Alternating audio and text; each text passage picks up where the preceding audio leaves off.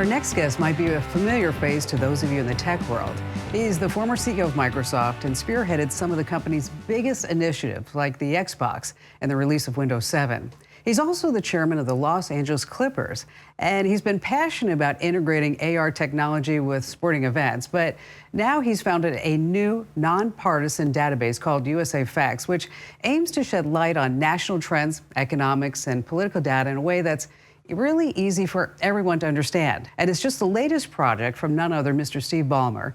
And it's a pleasure to have you here on the Kim Komando Show, Steve. Now, between basketball and philanthropy, I mean, you've been pretty busy after Microsoft, but let's talk about USA Facts. So you've essentially created like this missing link between all this government data that nobody even has access to, or if they do, they couldn't read it, to put it into a website where people can actually search for things. And why did you do this? About, let me think now, 5 years ago, I left Microsoft 6 years ago already. And my wife and I were talking about our philanthropy, and she'd been focusing on kids who, by virtue of birth, really had no chance at the American dream. And I said, no, we don't really need to do any philanthropy. The government puts up the money to take care of these kids. Not that we wouldn't give our money away, but this probably wouldn't be the area. And she said, no, I don't even think government resources go to that. And I combed around looking for information. By then I was signed up to work with her on our philanthropy, of course, my wife. But I was still both interested a little bit to make a point to her and a little bit because I became just intrigued to see if I could figure out what was really being transferred from more affluent people to less affluent people.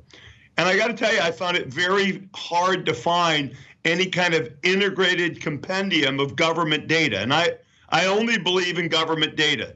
There are people who think it's good, think it's bad. I think it's the best we have. And after splunking around for a while, I started to find out what I was interested in, but I thought it would be interesting to put it together for other people. My problem or my issue did involve looking at the data as a whole, in context, comprehensively. I didn't want to hear interpretation or exaggeration. So we decided we'd put it out in a sort of corporate form, very rigorous 10K report that companies write for the Securities and Exchange Commission.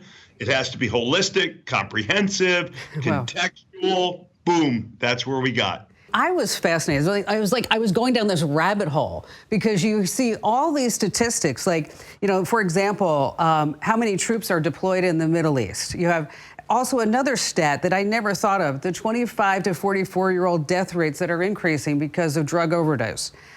Where most of the refugees in America come from. I mean, we see and we hear these things, but we don't really have a comprehensive place to go. What you said is really paramount. I mean, there's no opinions. There's nobody sitting there trying to give you why the data is like this. It's just the facts. Exactly right. In a sense, sometimes people say, well, what's exciting?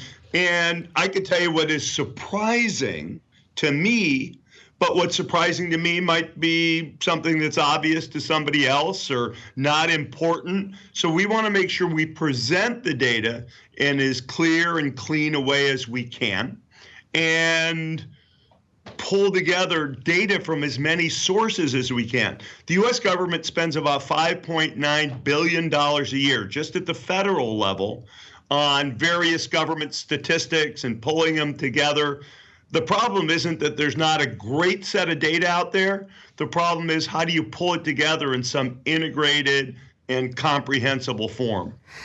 Steve, now that we're living in this era of fake news, right? We all look and see what's on Facebook and Twitter, and everybody's trying to decide, what do we do with deep fakes and what do we do with this type of fake? Have you found that your information that you're putting forth is helping to put some of this fake news in its place? For the people who come and visit, you have the tools now to check on whether or not what you're hearing is correct or maybe perhaps in context. Let me give you an example. The U.S. economy created just in the last year 2 million new jobs. That's great.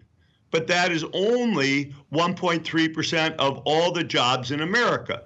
That doesn't make it a good number or a bad number, but for people who are interested, you can just react. 2 million is huge. Other people will say 1.3%, though, means that not that large an increase in the population will be working. There's no right or wrong. It's just context and facts in one place.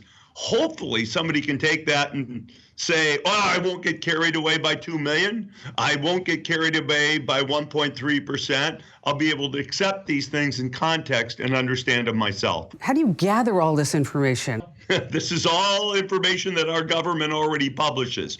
We don't analyze, we don't use research from think tanks.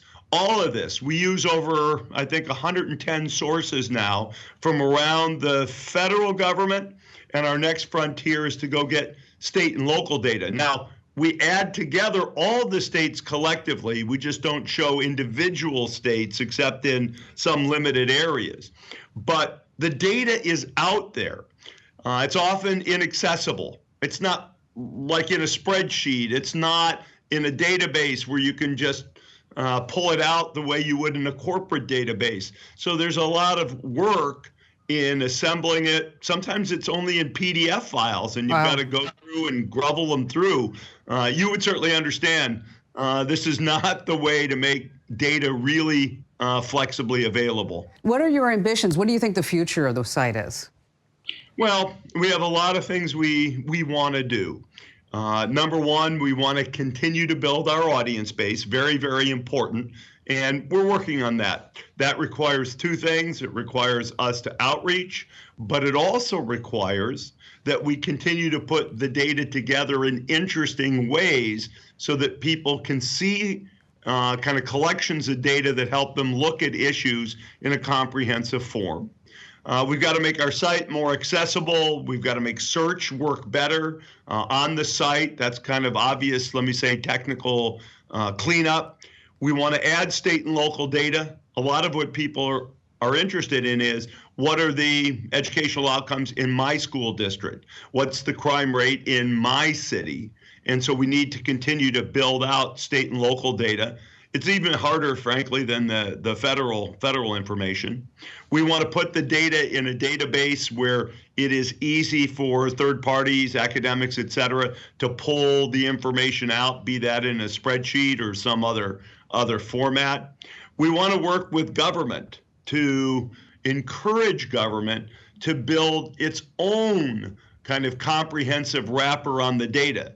We're happy to do it. We will continue to do it. But we think government should do it at the end of the day.